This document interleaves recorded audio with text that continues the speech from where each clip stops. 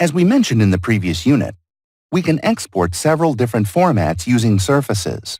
We can also convert from other known sources and data using MDT, grids, import grid, and MDT, surfaces, utilities, import surface, to return to formats such as land XML, for example, previous versions of DTM, GeoTIFF, and LIDAR LAS.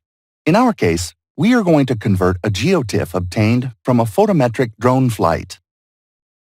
We select, accept, and the following window will provide us with the area we can convert using the upper and lower corners, the number of points involved, and the percentage we can import, either as a percent or by establishing a minimum distance between vertices.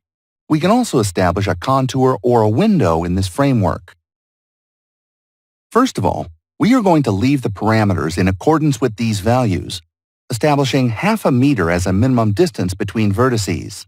This calculation will depend on the weight and size of the file and computer.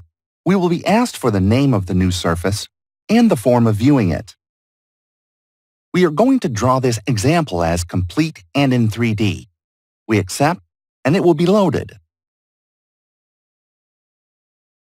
We now go to MDT, Contour/Cartography, Contour. We will be able to see results in a clear visual manner. We then choose a palette of any colors to review what we have seen. We then accept and view the contour results in this part of the worksite.